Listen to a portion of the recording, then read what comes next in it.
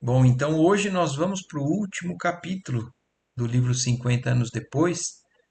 Depois, na semana passada, não retrasada, né, que nós tivemos já o desfecho dessa jornada encarnada da Célia. Então, tudo o que aconteceu e como ela acabou reencontrando o pai, a transformação do pai.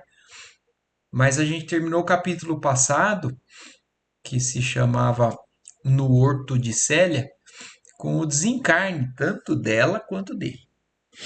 E logo em seguida, então, nós vamos ver ainda algumas consequências no mundo encarnado, mas esse último capítulo ele é basicamente no mundo espiritual.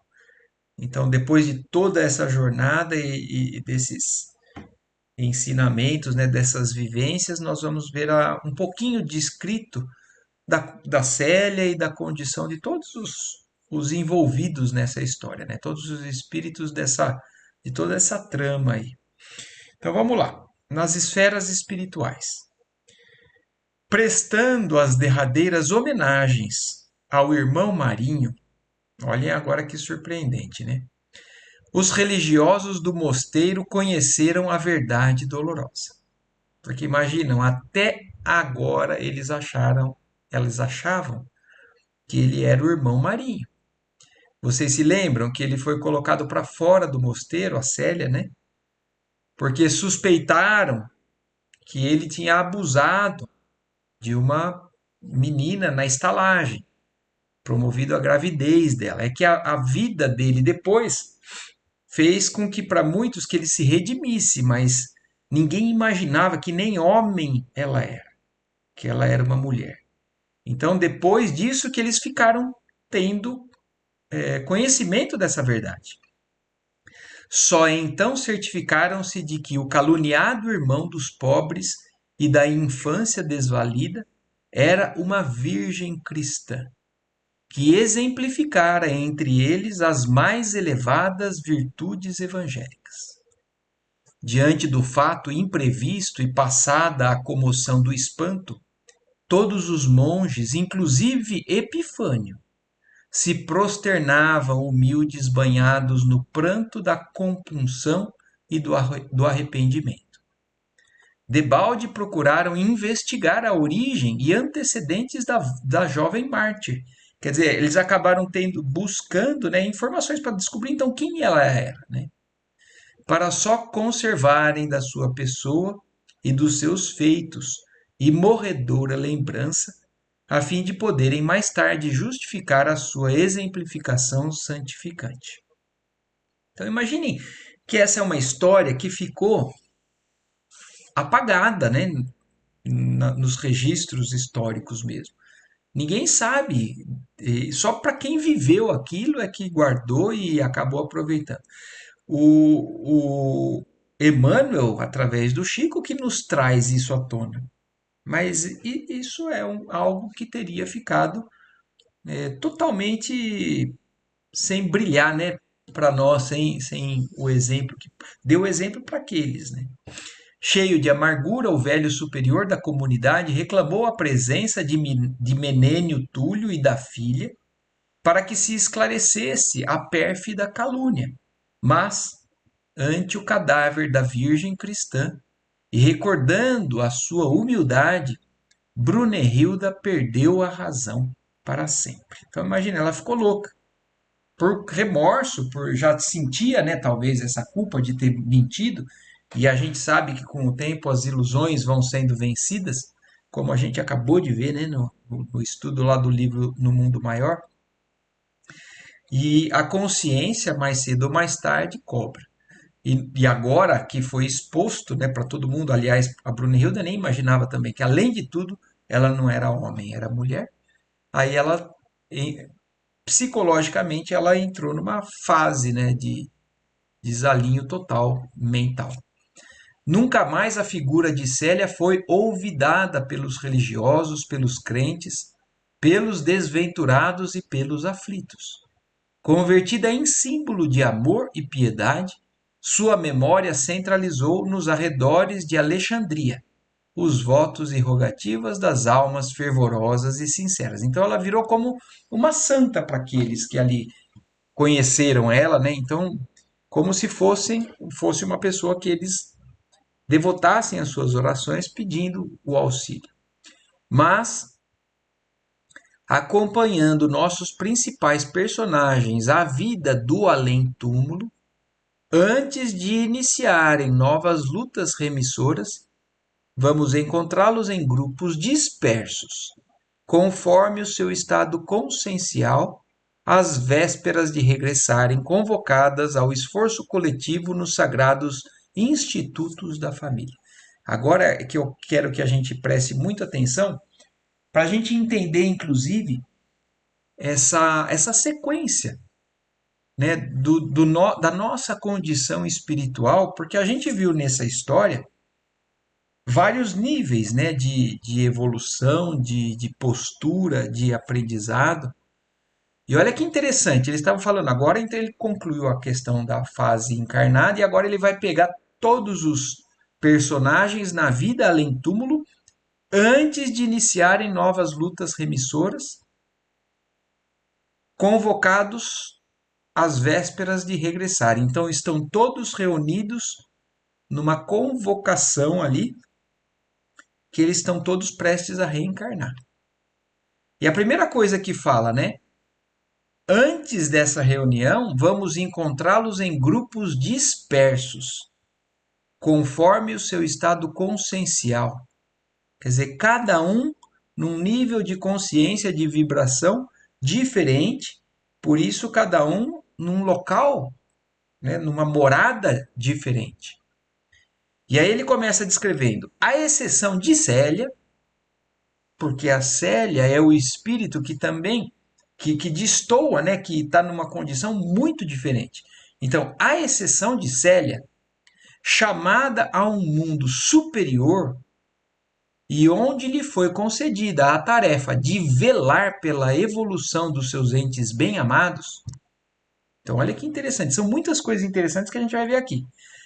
A Célia não habita mais o orbe da Terra.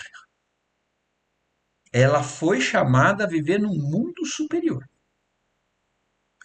Só que ainda assim é concedida a ela a tarefa de velar pela evolução desses entes amados dela.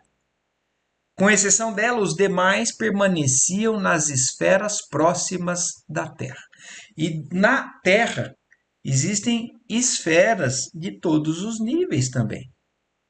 Dos níveis mais próximos, existem as zonas abissais, o umbral, as zonas limítrofes do umbral, como a gente vê na descrição do nosso lar, e os mundos acima deles, que a gente também não tem muita descrição. Mas os demais, todos os outros, estão aqui, colados ainda na Terra. Célia está em um mundo superior.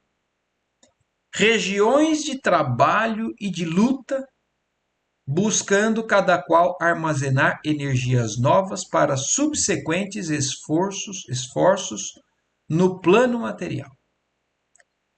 De todo o grupo, as personalidades de Cláudia Sabina, Lólio Úrbico, Fábio Cornélio e Silano Plautius. Não sei se vocês se lembram de todos. A Cláudia Sabina, eu acho que é o Lólio Úrbico, o prefeito, casado com ela, que assediava a esposa do Elvídio. Fábio Cornélio era o pai, né, da, da Alba Lucínia. E o Fábio Cornélio foi aquele que se revoltou com tudo, mandou matar o prefeito e mandou o Silano ir matar a Cláudia Sabina, e no fim o Silano veio e matou o Fábio Cornélio. Então olhem isso daí. Esses quatro eram as que se conservavam nas regiões mais rasas e mais sombrias.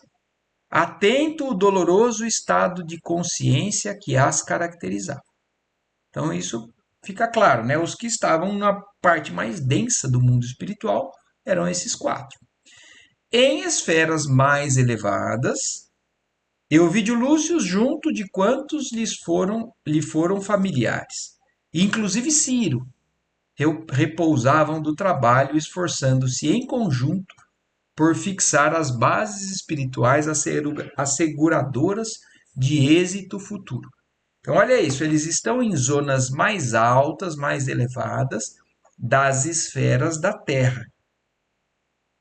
Não quer dizer que estão em condições que não precisam mais reencarnar. Eles têm muita coisa ainda para continuar aprendendo, mas estão em esferas mais altas. O Elvídio se redimiu, mas ele ainda tem muita coisa para aprender. E o Ciro também, a gente já aprendeu e entendeu na jornada dele que ele tem muita coisa do passado que ainda também precisa ser colocado em, em, em planos limpos ali, e ao mesmo tempo a gente sabe que mudam-se as situações de encarnadas, às vezes a gente ainda demonstra pontos fracos que a gente tem, então tudo isso ainda tem que estar sendo trabalhado, mas esses são os que estão nas esferas mais altas. Alguns personagens, como Nestório e Policarpo, faziam grandes excursões pelos arredores sombrios do planeta, cooperando com os mensageiros de Jesus, que pregavam a boa nova aos espíritos desalentados e sofredores. Então, olha que bonito, Nestório e o Policarpo trabalhando, né? Indo nas zonas sombrias, mas para levar a palavra, a pregar a boa nova, levar auxílio a esses espíritos sofredores, levando a efeito o mais sadio aprendizado evangélico para as lutas do futuro nos ambientes terrenos, onde prosseguiriam mais tarde no abençoado labor de redenção do passado culposo. Todos ali que vivem nos ambientes próximos à Terra, alguns descansando por conta de uma série de coisas que já fizeram, estudando, aprendendo, outros trabalhando, mas todos se preparando para novas experiências, para continuar o aprimoramento e o aprendizado. A vida cariciosa do plano espiritual constituía para todos um conforto suave. Continuamente, os grandes portadores das determinações divinas ensinavam aí as verdades do Mestre, enchendo os corações de paz e de esperança.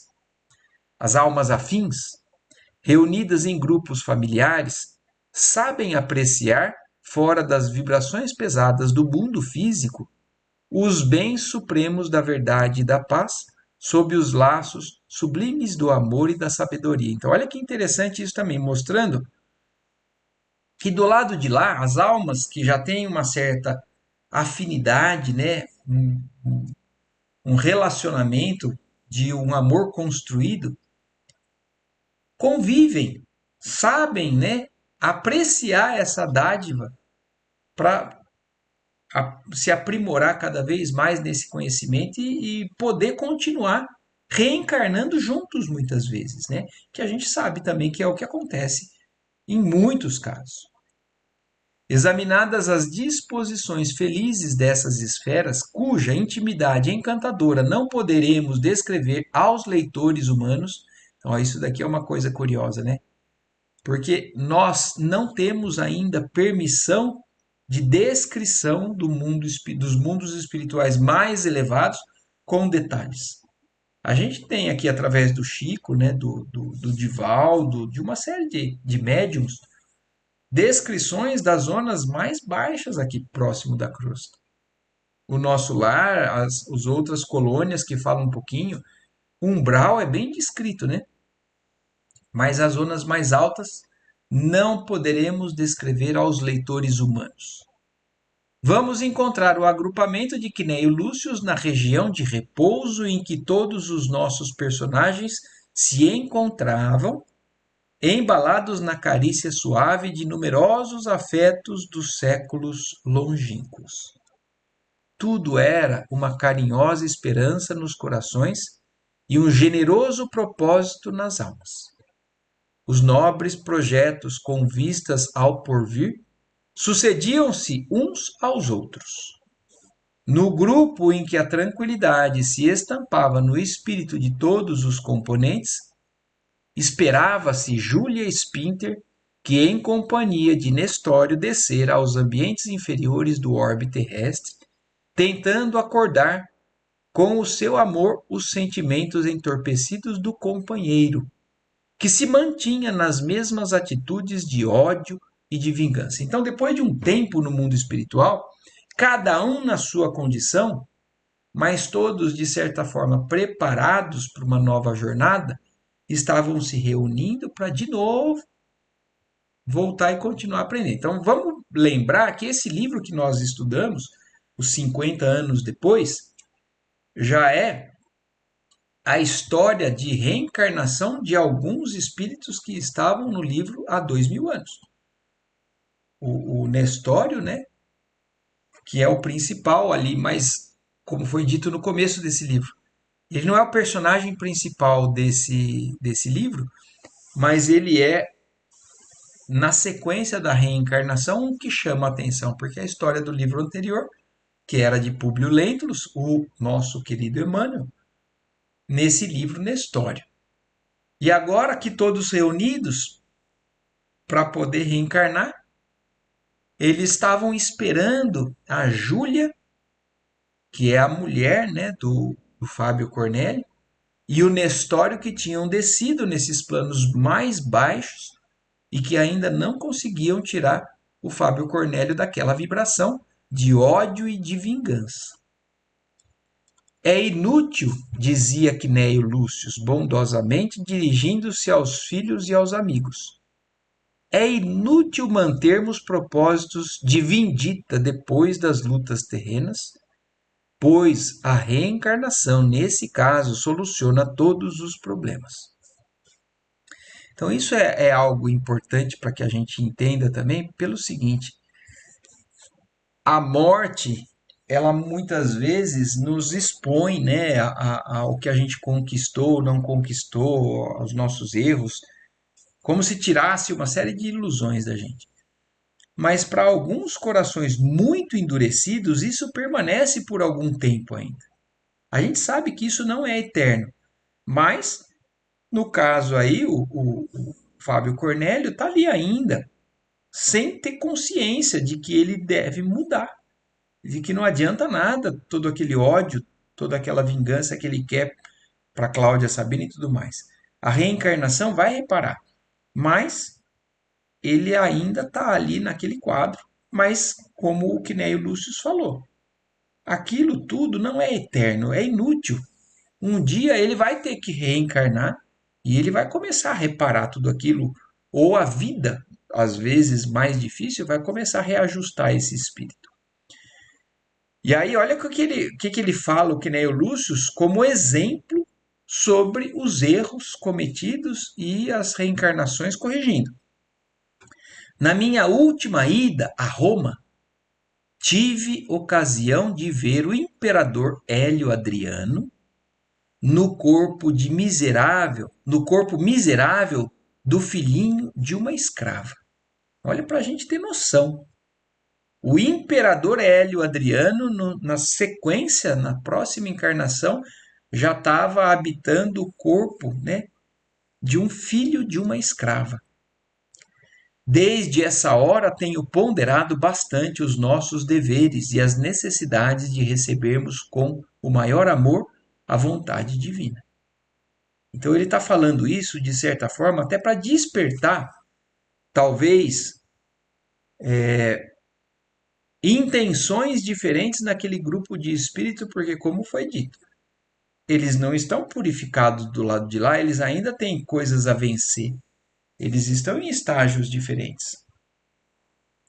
E aí, quando ele fala sobre isso, sobre a lei de reparação, né, de correção através dessas reencarnações que mudam as circunstâncias, as situações para nós, aí ele fala, sim, exclamava o outro, né, exclamava Lésio Munácio, então presente. Nas minhas excursões evangélicas pelas zonas inferiores, tenho encontrado antigos nobres de nossa época que suplicam a Deus uma nova oportunidade na Terra sem escolherem as condições do futuro aprendizado. O conhecimento no espaço, aventava Ovidio Lúcio, parece que nos enche o coração de uma profunda dedicação pelo sofrimento. Em face da grandeza divina e reconhecendo aqui a nossa insignificância, sentimos-nos capazes de todas as tarefas de redenção, porquanto agora, aos nossos olhos, os maiores feitos da terra são ações humildes e pequeninas. Então, mostrando também para a gente como que do lado de lá, nós temos uma visão diferente de uma oportunidade oferecida, mesmo que inclua sofrimento. Tudo parece muito pequeno o que a gente dava valor aqui do lado de lá. E por isso, por enxergar esse todo, é que às vezes muitas vezes a gente concorda, fala assim, não, eu concordo, eu topo em vir com uma vida que eu sei que eu vou passar uma série de dificuldades, que eu vou ter uma série de sofrimentos, porque eu sei que é isso que vai ser o melhor para mim. É isso que se eu puder, se eu souber aproveitar, é o que vai me levar adiante, a ponto de voltar um dia aqui e falar, puxa vida, aproveitei o tempo e não perdi mais uma vez. Grande é a misericórdia de Jesus, dizia Quinéio, que nos concedeu os patrimônios da vida eterna. Enquanto a conversação ia animada com o concurso de Alba Lucine e de sua antiga serva, regressaram Nestório e Júlia Spinter de sua excursão de amor e de fraternidade.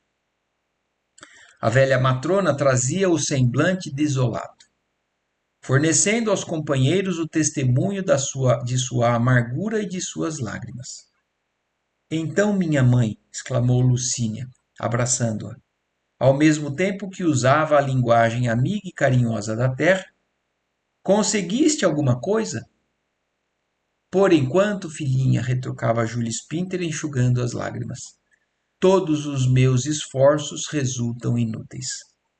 Infelizmente, Fábio não trabalha intimamente por adquirir a suprema compreensão das grandes leis da vida. Encarcerado nos seus pensamentos tristes, não cede absolutamente às minhas súplicas. Entretanto, elucidava Nestório aos companheiros que lhe ouviam a palavra com interesse. Policarpo já se prepara, junto de quantos o acompanham na luta, para a próxima reencarnação coletiva. Então, olha isso.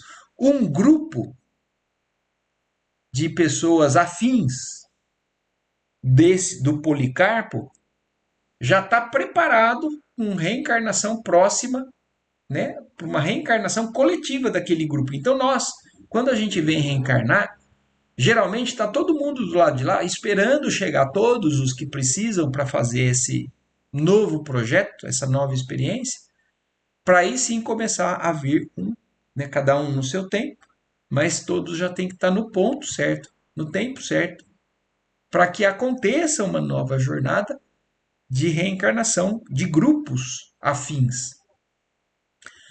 A nossa não poderá tardar muito. Então, olha isso: se o grupo do Policarpo já está indo, o grupo que inclui todos esses outros aqui, né?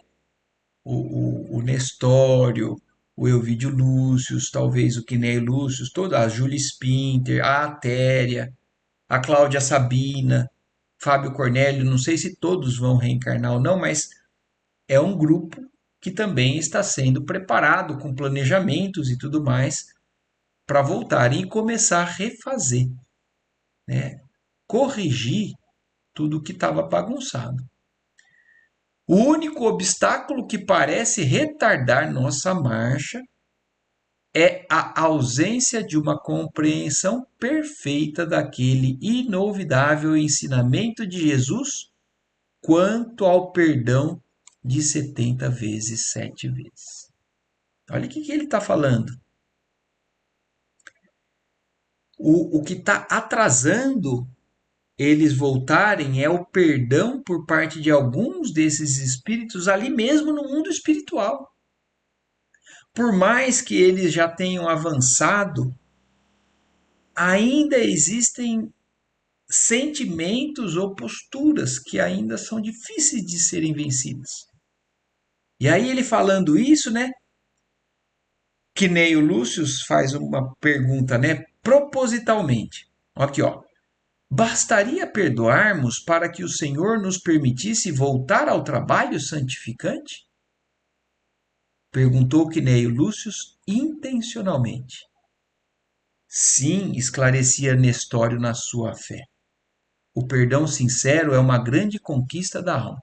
Então, olha isso, eles estão conversando de certa forma para intencionalmente colocar alguns pontos que são importantes para aquele grupo que talvez ainda não tenha conseguido avançar nesse sentido com relação a alguns, com relação a alguns desses personagens. Por exemplo, o Elvídio Lúcio avançou bastante com relação a perdoar a filha, ir atrás e abrir mão das questões materiais dele, né, dividir com os pobres e tudo mais. Ele deu um grande avanço. Mas e com relação a Cláudia Sabina e ao Lólio Úrbico que assediava a esposa, que causou tudo aquilo que causou? Será que eles estão já mais com sentimentos mais leves? Perdoaram? Nesse Comenos, Quinéio Lúcio preparava os filhos que se entreolhavam com alguma tristeza, pela dificuldade que tinham em esquecer os atos de Lólio Úrbico e de Cláudia Sabina. Então, olhem isso.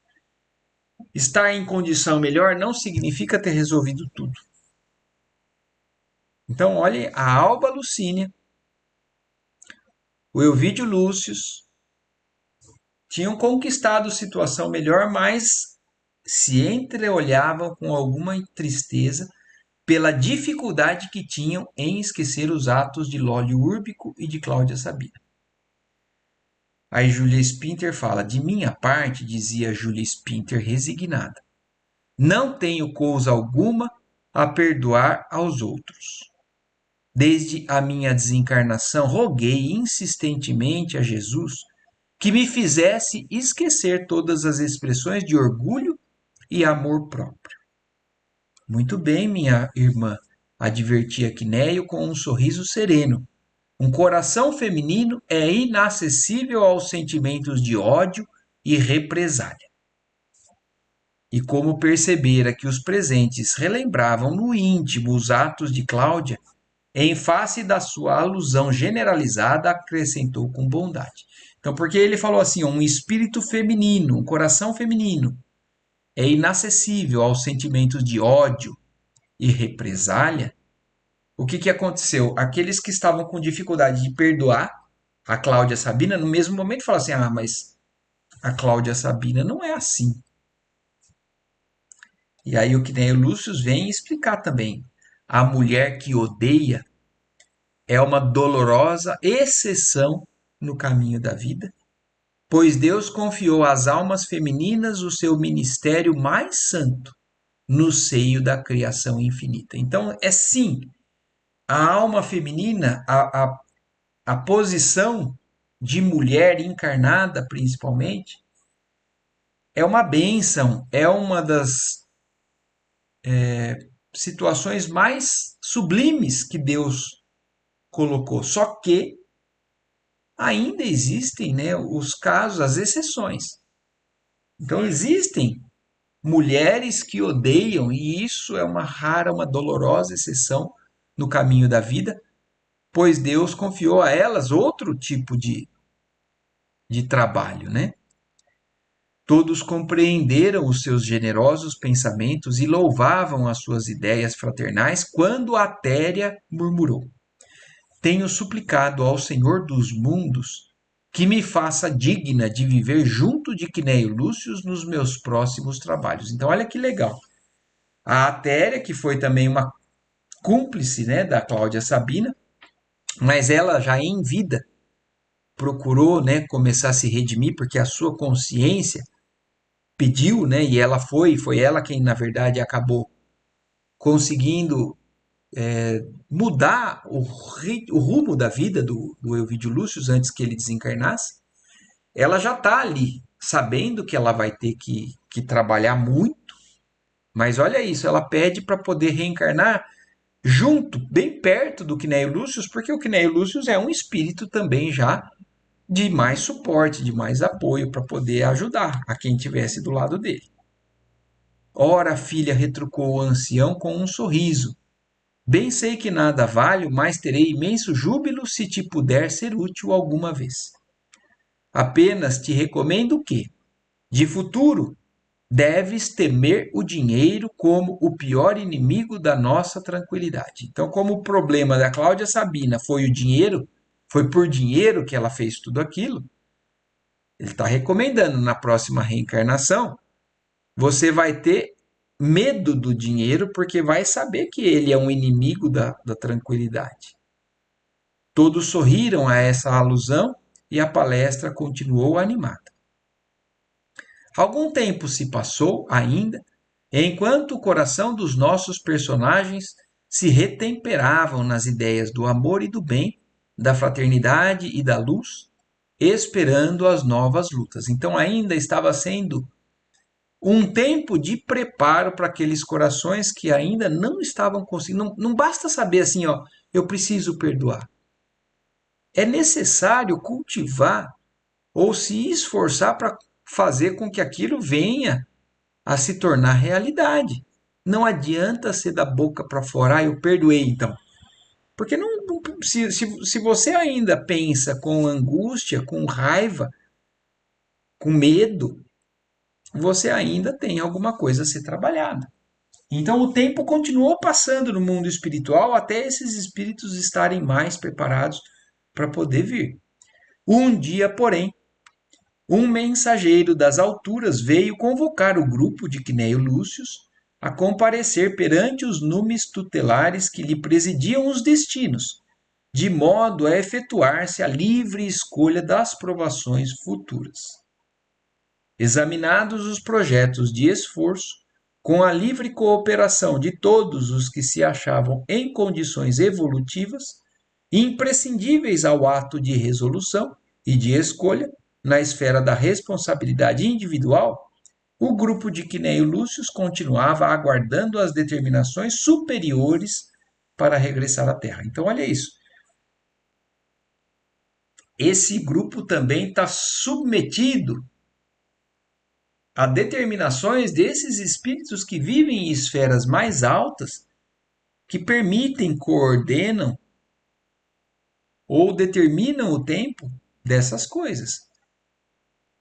Então, olha, mostrando como existem hierarquias ou níveis infinitos, né, de evolução espiritual. Isso no livro dos Espíritos tem muito bem descrito, né? Quer dizer, ele é uma pincelada ali a partir da questão número 100 até 125, se eu não me engano, ou mais, falando sobre a escala espírita, né? Os níveis de evolução espiritual. De vez em quando, observava-se entre os nossos personagens pequeninas impressões como estas. Uma das situações que mais receio, exclamava Elvídio Lúcius, é a vida em comum com Lólio Úrbico.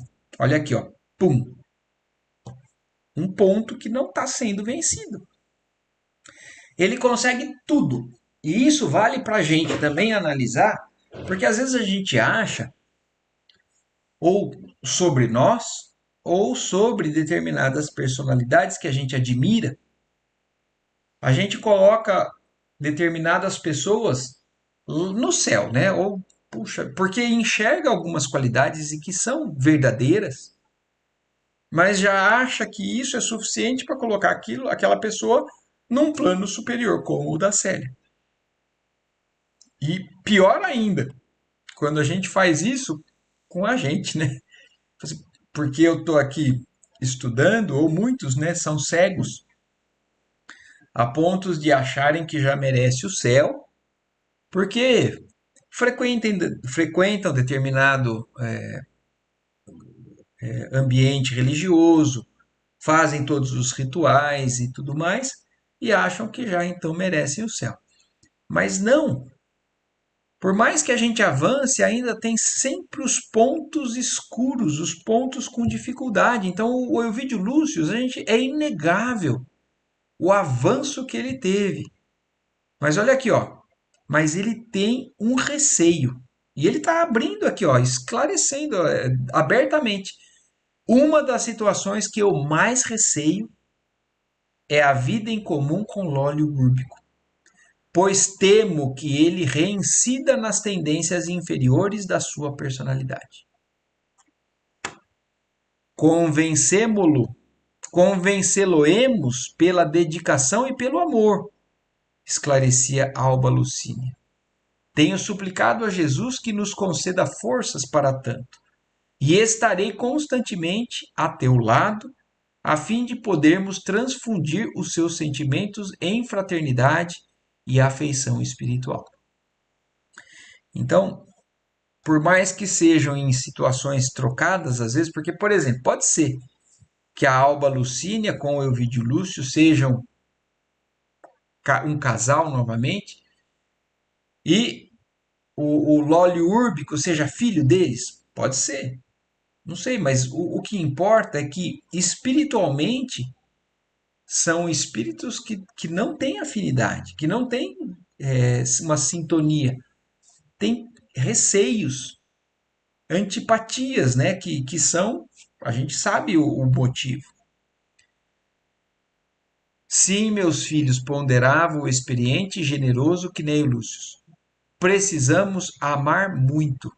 Somente com a renúncia sincera poderemos alcançar o reino de luz prometido pelo Salvador. Entre todos os que ficarão sob a nossa responsabilidade no porvir, uma alma existe, credora da nossa compaixão mais profunda. Olha isso, eles estão falando do Lólio Úrbico com meio receio, mas fala que assim é necessário amar. Somente com renúncia sincera nós vamos alcançar o reino de luz. E ainda ele coloca um elemento a mais, fala assim, e ainda existe entre todos os espíritos que vão estar sob nossa responsabilidade na próxima reencarnação, existe uma alma que é merecedora da nossa compaixão mais profunda. E como Elvídio e a companheira silenciassem, adivinhando-lhe os pensamentos, o ancião continuou. Refiro-me a Cláudia Sabina, que ainda tem o coração como um deserto árido. As últimas visitas que lhe fiz na região das sombras deixaram-me envolto num véu de amargura. Remorsos terríveis transformaram-lhe o mundo psíquico num caos de angustiosas perturbações. Então, a gente aqui nessa história, a gente vê como é inegável a necessidade ou o que nós vamos viver com os espíritos que nós tivemos muita dificuldade numa nova encarnação. Por mais que a gente não queira falar assim, ah, tá bom, eu vou amar Jesus, vou fazer um caminho diferente, mas com esse eu não quero. E é com esses que vai ser. E é o que que nem o Lúcio está descrevendo. É muito triste, é um ser que está, inclusive, num desequilíbrio mental tão grande que pode ser que, inclusive, venha um ser limitado, um ser com alguns bloqueios, né, físicos. Não estou falando que vai ser o caso, mas pode ser. Mas o que ele está falando é que espiritualmente é um espírito numa situação angustiosa. Debalde que lhe tenho falado de Deus e de sua inesgotável misericórdia, porquanto na caligem de seus pensamentos não consegue perceber as nossas advertências consoladoras. Quer dizer, ela nem ouve o que nem o Lúcio falar, ele fala, tenta inspirar algum tipo de pensamento, mas ela está tão endurecida, tão fria, que ela não consegue perceber o auxílio, né, desses espíritos ali próximos dela. E aí ele falando isso, né, que era justamente para começar a preparar esses corações que iam ter que um dia entender que vão ter que se redimir com ela. Alba Lucínia e o companheiro ouviram-no comovidos, e todavia abstiveram-se de comentar o doloroso assunto. Atéria, entretanto, que lhe bebia avidamente as palavras, objetou, deixando entrever os amargos receios que lhe povoavam a mente. Então, a Atéria também é um espírito que tem um comprometimento com ela. Os dois não conseguiram nem abrir a boca para falar. Mas a Atéria botou para fora o que ela tinha de pensamento, de receio, né? Meu generoso protetor, o que nem Lúcio, que é o espírito que a Atéria mesmo pediu. Eu quero reencarnar, mas por favor, Deus, que seja do lado do Cneo Lúcio para ele poder me ajudar nessa direção. Mas olha o que ela fala. Meu generoso protetor, já fui notificada de que o meu roteiro de lutas se verificará em linhas paralelas ao de Cláudia Sabina, em vista de meus erros imperdoáveis. Contudo, suplico o vosso amparo, apesar das novas energias que me felicitam a alma. Cláudia é autoritária e insinuante, e se hoje se encontra acabrunhada e ensandecida em virtude dos sofrimentos no plano invisível, não duvido que, novamente na Terra, procure retomar a sua feição de orgulho e mandonismo. Porque isso é fato também. Uma nova encarnação não vai corrigir milagrosamente um espírito desse, ou nós mesmos, a gente sabe o tanto que é difícil a gente vencer as nossas más tendências. E aí, então, no mundo espiritual, se ela está desse jeito, o que a Téria está falando? E com muita lucidez, né? A hora que ela ganhar um corpo de novo, esquecer esse passado, o que vai brotar é o que ela tem. É um espírito orgulhoso e mandão. E aí, como é que nós vamos lidar com isso? É assim que nós somos colocados em prova. Filha, ponderava o ancião com um leve sorriso. Jesus velará por nós, concedendo-nos a força precisa para o desempenho dos nossos deveres mais sagrados. Júlia Spinter acompanhava as impressões de todos com amoroso interesse e exclamava por vezes: Eu tudo daria por cultivar em nosso meio, no porvir que se aproxima, a paz perpétua e a harmonia duradoura. Repararei minhas faltas do passado, buscando compreender a essência do cristianismo, para cuja luz eterna hei de conduzir o coração de Fábio, com o amparo do Cordeiro de Deus, que há de ouvir minhas sinceras rogativas. Então, olhem que interessante, cada um com os seus pontos a serem reparados, corrigidos e avançados, com as suas ligações, né, os seus espíritos mais próximos que prejudicaram ou que amaram.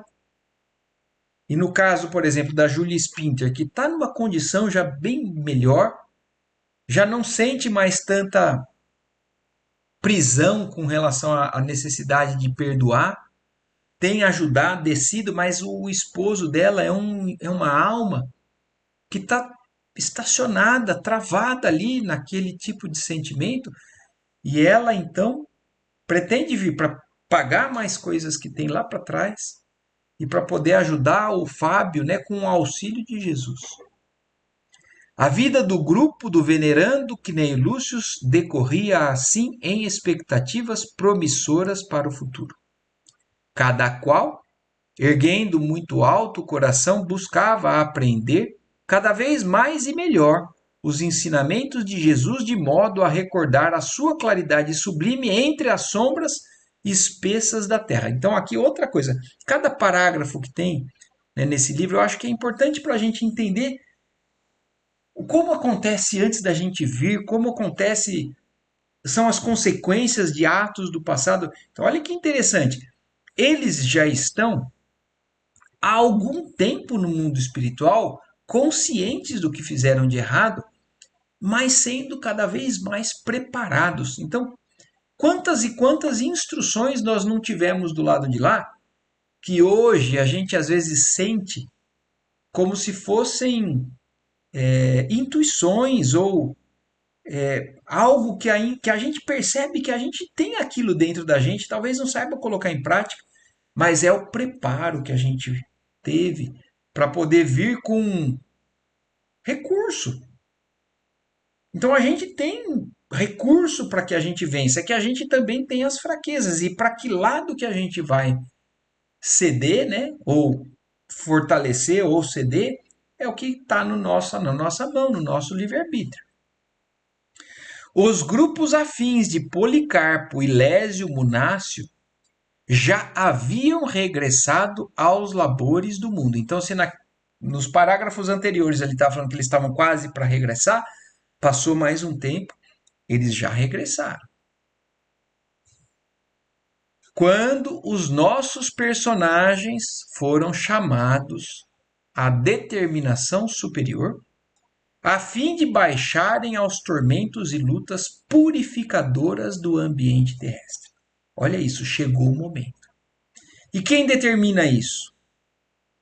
É a avaliação superior. É claro que eles estavam falando, como o Knei Lúcio já nos deu uma pista, né? Ainda alguns corações têm que estar mais preparados, né? Tem que ter pedido um perdão mais sincero, ou tem que ter algum detalhe nessa jornada aí que favoreça, ou que eles julguem, ó, agora tá pronto, pode ser. E chegou esse momento, eles foram chamados, reunidos, para poderem reencarnar, baixarem aos tormentos e lutas purificadoras do ambiente terrestre.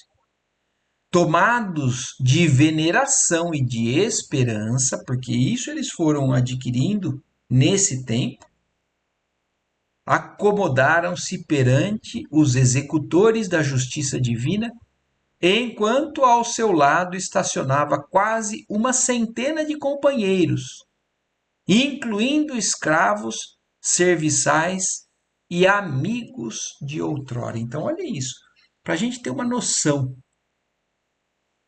uma reunião de reencarnação que a gente fala, pô, é um grupo familiar, ou um grupo de amigos ali de 5, 6, 10 pessoas. Não. Nessa reunião estavam uma centena de companheiros que faziam parte desse projeto reencarnatório. E eles vão estar de frente a esses, como ele fala aqui, né?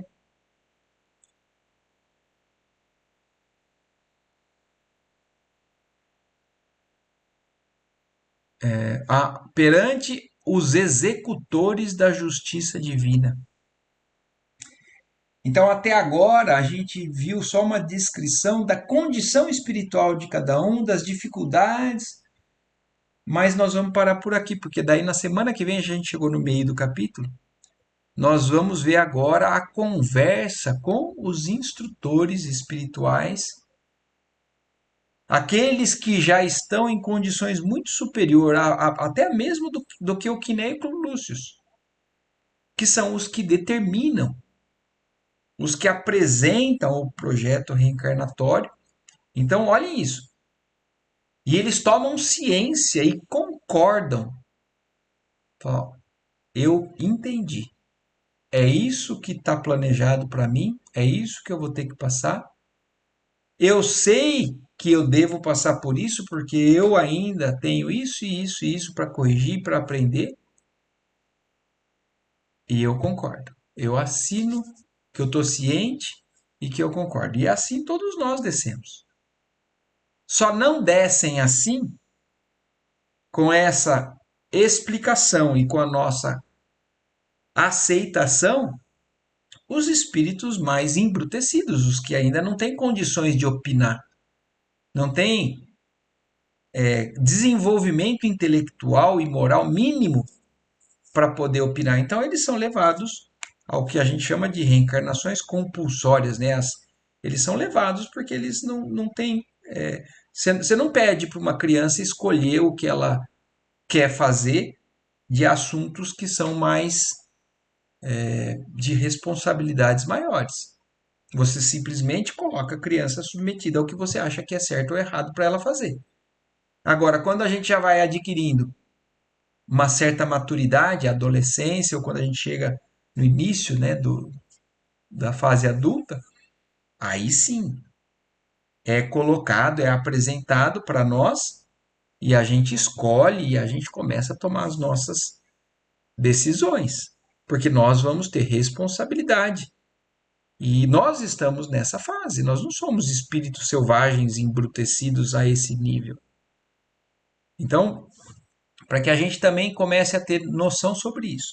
E aí, na semana que vem, então, nós vamos entrar aqui a partir do item 18 e aí a gente encerra o livro na semana que vem, certo? Eba, tamo junto. Maravilha. Alguma coisinha que Ótimo. vocês queiram falar aí ou questionar? Não, tudo ótimo, Marco. Então, joia. Maravilha. Então, vamos agradecer a Deus mais uma vez, né, a nossa oportunidade juntos aqui. E uma ótima noite, uma ótima semana para todos. Uma boa noite, boa semana. Tchau, Tchau, tchau. tchau. Tchau, tchau.